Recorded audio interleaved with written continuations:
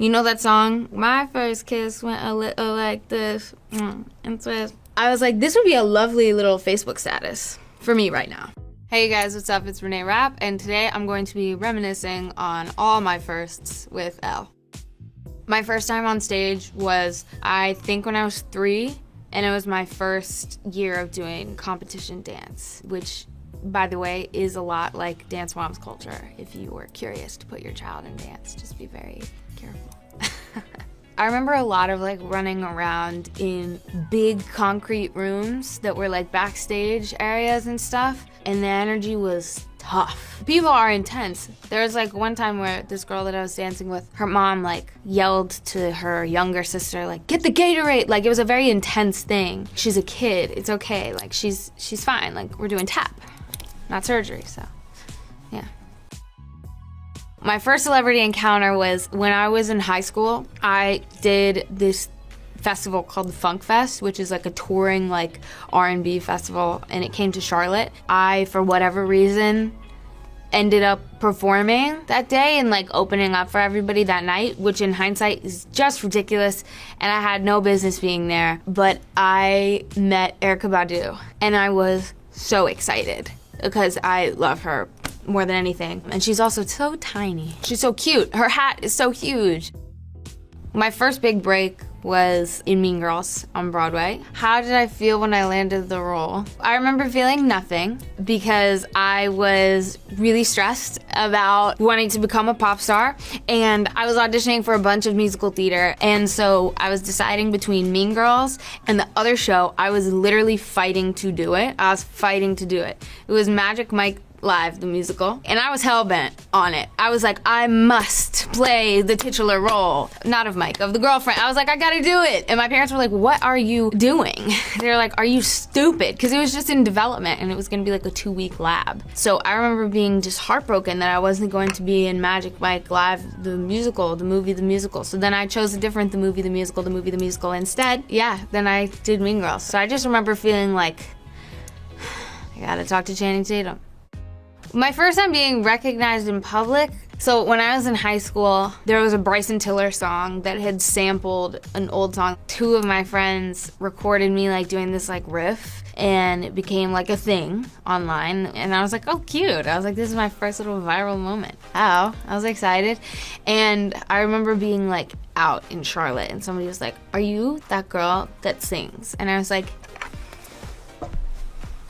I am. What about it? I was so excited. And then all the comments started getting super brutal because they were she doesn't have a lot of lip. Where's her upper lip? That sits with me to this day. But that was my first moment getting recognized in public. If you do watch the video, it does look like I have no upper lip. First song I wrote for the new album is 23, which is the last track on the album and closes it out in the most perfect way. I wrote it on January 9th of this year, the day before I turned 23. I hate how I feel before my birthday. I just don't feel great, and I feel awkward and weird, and all my friends hate me and my parents hate me, which is not true. And so I was I gotta write a song about the birthday scaries, and we did. And Alexander told me a couple months later, he was I almost said we cannot write that song so many times as we were writing it that day, because he was I can't be Alexander 23 and have co-written a song called 23. And I'm so glad he didn't say anything, because we didn't know each other at the time. We weren't cool. If he would have said that, I would have been oh my god, yeah, no, for sure. I didn't even want to write it anyway. My first kiss, I remember very well because it was quite an event in my household. It was with Ryan Riggs, who was a friend of mine, who I was dating at the time, in 6th grade. Hello, my love. I remember this all vividly because you know that song, My First Kiss Went a Little Like This, and suas. I was this would be a lovely little Facebook status for me right now, because I had just had my first kiss.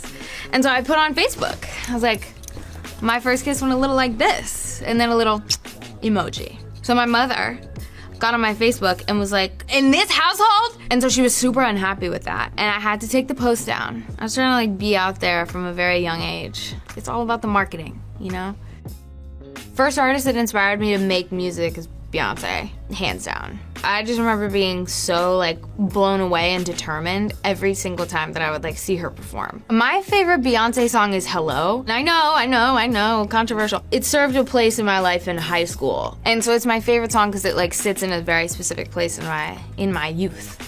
The first TikTok I ever made was probably some like terribly cringy video I made in my like New York apartment when I was 19.